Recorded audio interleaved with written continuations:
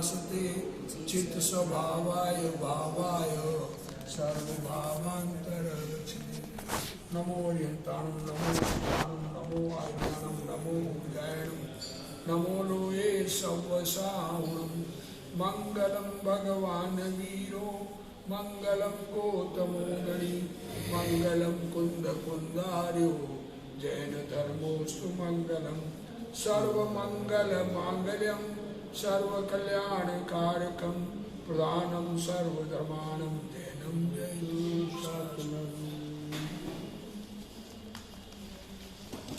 योग सार शास्त्र चल रहा है। गाथा 40 पेज नंबर 379। को सुसमाहि करौ को पंचौ चौको अछोको गरीबी को वंचौ भल सही कलौ केन समानौ जय कहीं जो मुतहि अपानौ। क अपि सुसमाधि करो त्रिक अर्चयतु स्पर्शा स्पर्श कृत्वा कवंचयतु मैत्रीं सकलहं केन समानयतु यत्र कुत्र पश्यतु तत्र आत्मादेव। कौन तो समाधि करे? क्या करे? क्या करे? समाधि किसको करना है? हम तो समाधि मय है। क्या कह रहे? हम तो चैतन्य भगवान अपने ज्ञान आनंदमय समाधिमय है। हम तो अपने मय है, ज्ञान भी करना नहीं है, होता है। हम तो चेतन हैं, जानने देखने वाले हैं, सुख का खजाना है। इसलिए कौन तो समाधि करे, कौन अर्चन पूजन करे? ये हमने पूजा हमने की नहीं, ये हुई है, हमने जानी है, हमारे ज्ञान में ज्ञान हुई है, उससे इनकार नहीं कर रहे हैं। पर ज्ञान में ज्ञात होने के लिए हमको कुछ करना पड़े, ऐसा नहीं है। कौन स्पर्शा स्पर्शी करके वंचना करे, इसको स्पर्श करना, इसको स्पर्श नहीं करना, इसको छूना, इसको नहीं छूना, ऐसा करके कोई वंचना नहीं करता है। और कौन किसके साथ मैत्री करे, किससे दोस्ती करना है, किसको संग लेना है, किसको साथ रखना है। अपने भगवान को देखें तो अपना कल्याण दिखता है, दूसरों को देखे तो अपना अकल्याण दिखता है। सीधा हिसाब है। अपना भगवान शाश्वत परमानेंट अनादि अनंत विराजमान है। कौन? जो निगोद में सोही मुझ में सोही मोक्ष मजार। क्या कह रहे हैं? ये अपना चैतन्य परमात्मा, इसको एक बार दृष्टि में तो ले,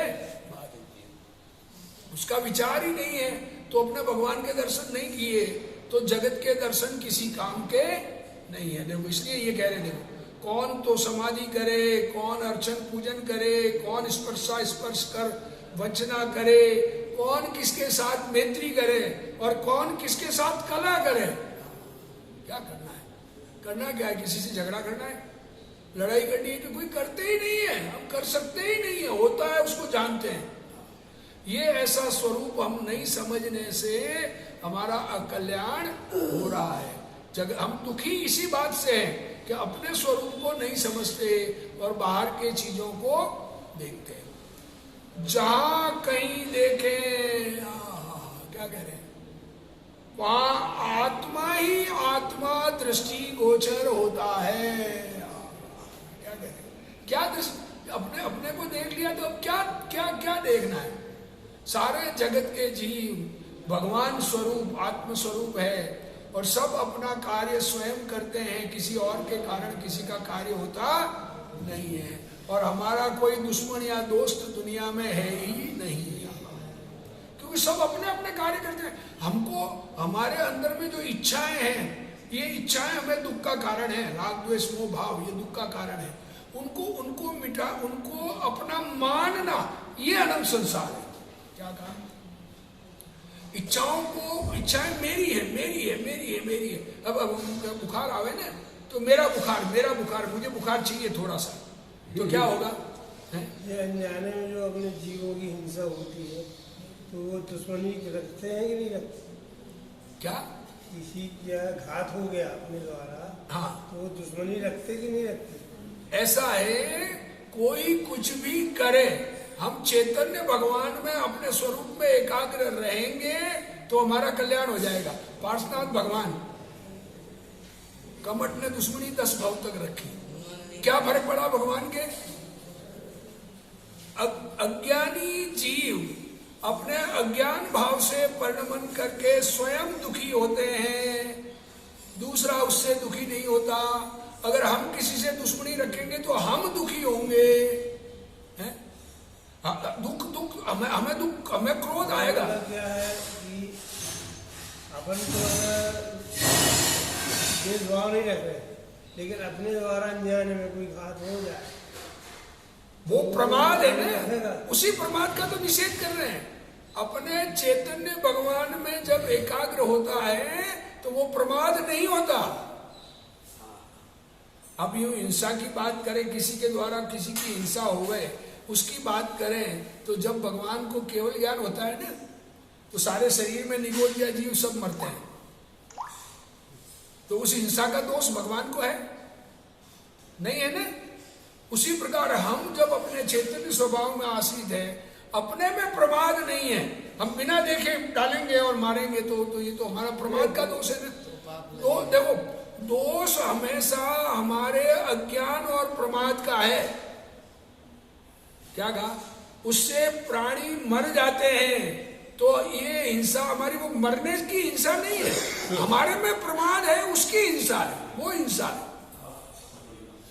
हिंसा किसे कहें यही नहीं खबर है। अपने अंदर में प्रमाद की उत्पत्ति, राग की उत्पत्ति, यही हिंसा है। क्या कहें जगत में? देखो, यही कहना चाह रहे हैं यहाँ पर। ये योगसार शास्त्र है, योगिंदु देव ने लिखा है। वो कहते हैं कि आत्मा का आश्रय कर लो ना, कुछ होगा ही नहीं, प्रॉब्लम ही नहीं आएगी। कोई मार सकता ही नहीं ना, हमको कोई मार सकता है क्या? हमारा कोई नुकसान कर सकता है क्या? तो कोई द्वेष करेगा तो उसमें करेगा ना, तो उससे वो दुखी होगा ना, तो वो तो करुणा का पात्र है।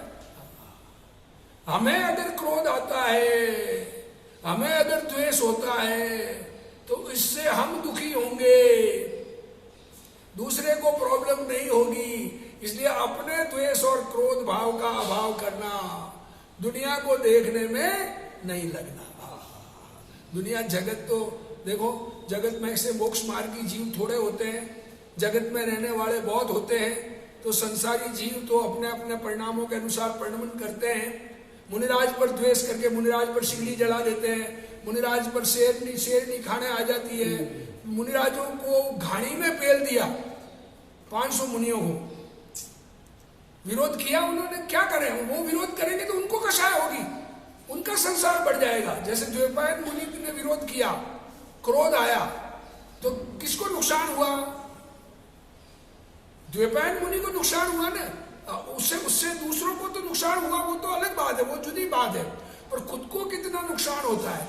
हमारे प्रमाद से, हमारे कषाय से, हमारे मिथ्यात्व से, खोटी मान्यता से कि हम जगत का कुछ कर सकते हैं, किसी का भला कर सकते हैं, किसी का बुरा कर सकते हैं, हमारे कमाने से धन आता है, ऐसी हमारी मान्यता से हमको नुकसान है, जगत को होवे या नहीं होवे। क्योंकि हम तो आत्मा को देखें ना, अगर आत्मा को देखें तो सब जगह आत्मा दिख रहा है। क्या करे? यही कह रहे, देखो, हाँ, जहां कहीं देखो वहां आत्मा ही आत्मा दृष्टि गोचर होता है। देखे तो सही, एक बार अपनी नजर तो डाले अपने ऊपर, प्रयत्न तो करे इसका। हमें ये मनुष्य जन्म मिला, ये मनुष्य जन्म में ही ये काम हो सकता है।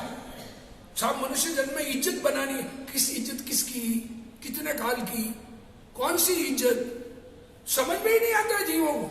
मेरी प्रश्न, मेरी इज्जत का क्या होगा? मेरी तो इज्जत खराब हो गई। अरे किसकी इज्जत है? आचार्य कहते हैं कि मुफ्त में बिका है। अभी ये इज्जत करके मरेगा ना, तो एकेंद्रिय में जन्म होगा, धनिये में, पुदीने में, तो मुफ्त में बिकेगा। कौन किसकी इज्जत? क्या करना है इज्जत को? अपना स्वरूप में एकाग्र होना, अपने में लीन होना, अपने परिणामों में स्थिर होना।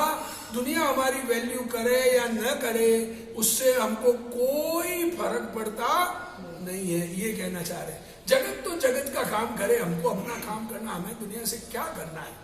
हम सारी दुनिया में जगत में फिरते हैं, इसको ये कर दे, हमको ये दे दे, हमको ये दे। हम भिखमंगे हैं क्या?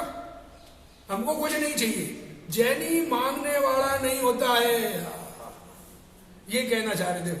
इसलिए क्या कह रहे हैं, आत्मा ही आत्मा दृष्टिगोचर होता है। देखो अगली एक गाथा और ले लेते हैं।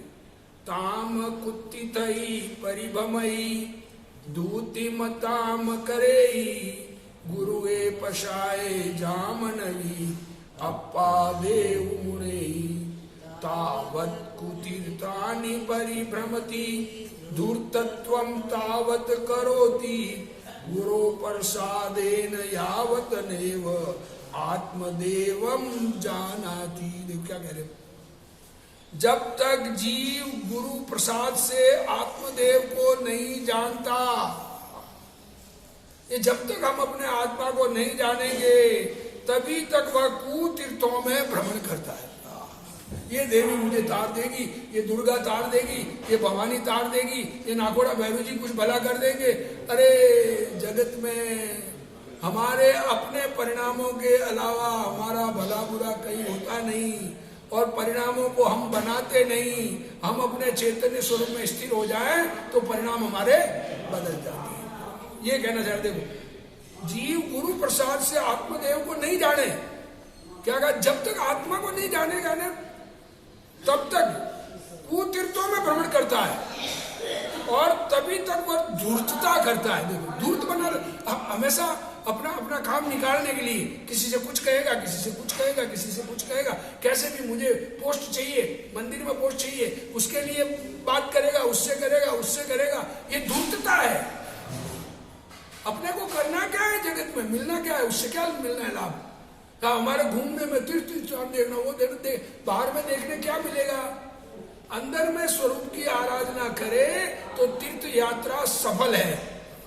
स्वरूप आराधना नहीं करे तो भले कितनी तीर्थ यात्रा करे, पीछे आया ना गाथा में कि तीर्थ जाओ, मंदिर जाओ, कहीं दर्शन करने जाओ, कहीं जाओ, पर अपने आत्मा को नहीं जाना। व्रत धारण करो तब धारण करो, आत्मा को नहीं जाना तो सब व्यर्थ है। इसलिए यहाँ क्या कह रहे हैं, गुरु प्रसाद से आत्मदेव को नहीं जानता तभी तक कुतीर्थों में भ्रमण करता है, और तभी तक वह धूर्तता करता है। धूर्तता करता है, मायाचारी करता है, कपट करता है। कपट किसका नाम है? क्या आत्मा का कल्याण नहीं करके दूसरों के काम में लगना, इसका नाम कपट है। क्या कहा, आत्मा को आत्मा नहीं मानना, इसका नाम अनंत क्रोध है। शरीर को आत्मा मानना, इसका नाम अनंत मान है।